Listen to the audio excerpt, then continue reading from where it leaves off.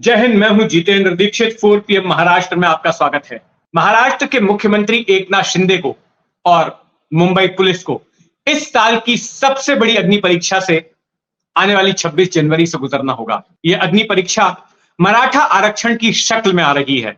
मराठा आंदोलनकारी मुंबई के बेहद करीब पहुंच चुके हैं। इस वक्त जब मैं आपसे बात कर रहा हूं तब वे मुंबई से करीब 1.5 घंटे के फासले पर लोनावाला में मौजूद हैं और वहां से वो आगे बढ़ेंगे और उम्मीद की जा रही है कि कल तक वे वाशी पहुंचेंगे। मुंबई से सटा हुआ नवी मुंबई का कस्बा है वाशी, वहां पहुंचेंगे और फिर चेंबूर इलाके पर पहुंच के वहां से पदयात्रा करेंगे और या तो शिवाजी पार्क में या फिर आजाद मैदान में मनोज जरंगे पाटिल, जिनकी अगुवाई में ये पूरा आंदोलन हो रहा है, वो बैठ जाएंगे आमरण अनशन पर।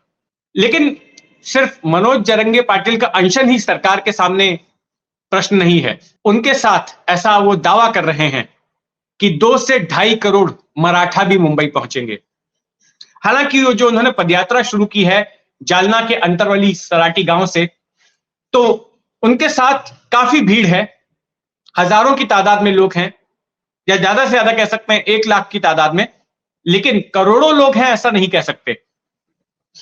पर उन्होंने दावा किया है, उन्होंने ऐलान भी किया है अपने कार्यकर्ताओं से कि सभी लोग मुंबई पहुंचिए। तो इतना तो तय है कि मुंबई में एक बड़ी तादाद में लोग 26 तारीख को पहुंच जाएंगे। मनोज जरंगे पाटिल का दावा है कि यह आंदोलन अभूतपूर्व होने वाला है और इस बार वो मराठाओं के लिए सरकारी नौकरियों और शिक्षा में आरक्षण लिए बिना वापस लौटने वाले नहीं हैं। ऐसी स्थिति में अब सवाल उठता है कि जब मुंबई के भीतर इतना बड़ा आंदोलन होगा, इतने बड़े पैमाने पर लोग आएंगे, तो प्रशासन उसकी क्या तैयारी कर रहा है? क्या मुंबई पुलिस ने इसके लिए कोई रणनीति बनाई है? मामला अदालत में भी चला गया। बॉम्बे हाईकोर्ट में गुणरत्न सदावर्ते नाम के एक वकील हैं, उन्होंने इस मार्च को रोकने के लिए अदालत का दरवाजा खटखटाया।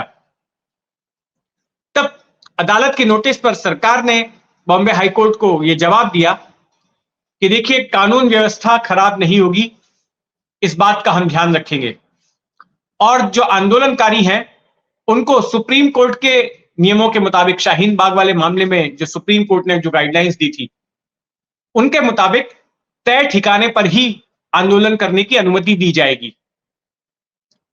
वाहनों की आवाजाही, सार्वजनिक ठिकानों पर, ऐसी जगहों पर उनको आंदोलन नहीं करने दिया जाएगा और इस बात का ध्यान रखा जाएगा कि इस आंदोलन की वजह से मुंबई वालों को कोई असुविधा ना हो।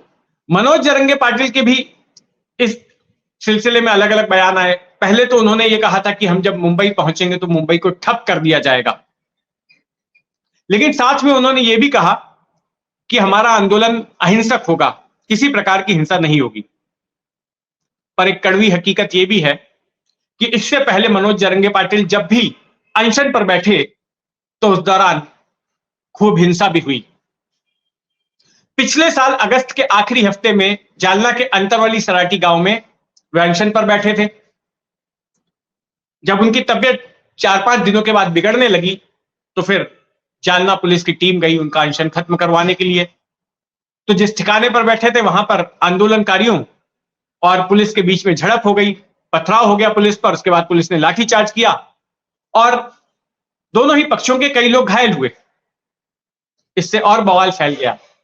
महाराष्ट्र के दूसरे हिस्सों में भी हिंसा होने लगी और जो विपक्षी पार्टियां थी उन्होंने भी इसको भुनाया। उद्धव ठाकरे वहां पर पहुंच गए, शरद पवार वहां पर पहुंच गए सहानुभूति जताने के लिए। सरकार दबाव में आई और सरकार ने घुटने टेक दिए। देवेंद्र फडणवीस, जो कि महाराष्ट्र के गृह मंत्री भी हैं, उनको माफी मांगनी पड़ी और जो वहां के पुलिस अधिकारी थे उनको दफा करना पड़ा, वहां से हटाना पड़ा। इसके बाद जब दूसरी बार मनोज जरंगे पाटिल अनशन पर बैठे 1.5-2 महीने बाद, फिर से वही हुआ।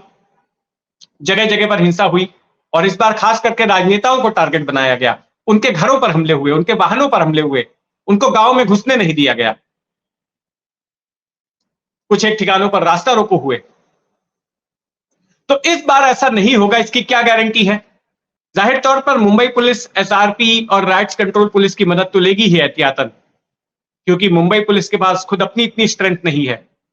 12-13 हजार पद अभी खाली पड़े हुए हैं इनको रोकने के लिए। लेकिन अगर मान लीजिए कि अगर 2-2.5 करोड़ लोग ना भी आए, 50 लाख लोग ही आ गए, तो क्या मुंबई पुलिस के पास इस तरह की कोई रणनीति है, इस तरह के स्रोत हैं कि इतने बड़े क्राउड को हैंडल किया जाए? जो अनुमति मांगी गई थी पहले आजाद मैदान की और शिवाजी पार्क की, वो तो मुंबई पुलिस ने दी नहीं। अब अगर दे भी दी जाती है अनुमति, तो क्या इतने लोग इसमें समा पाएंगे? आजाद मैदान में सिर्फ ज्यादा से ज्यादा 8,000 लोग आ सकते हैं। MMRDA ग्राउंड जो कि बैंड्रा कुर्ला कॉम्प्लेक्स में है, वहां पर 1 लाख तक लोग आ सकते थे, लेकिन अब उस ग्राउंड को बुलेट ट्रेन के काम के लिए दे दिया गया है। वहीं से बुलेट ट्रेन शुरू होने वाली है जो कि गुजरात तक जाएगी, अहमदाबाद तक। तो वहां उसका काम चल रहा है, वो मैदान भी आउट। तीसरा मैदान है शिवाजी पार्क, मध्य मुंबई का शिवाजी पार्क, लेकिन उसकी भी कैपेसिटी जो है 50-60 हजार से ज्यादा की नहीं है। तो जब इतनी बड़ी तादाद में मराठा आएंगे तो रुकेंगे कहां पर?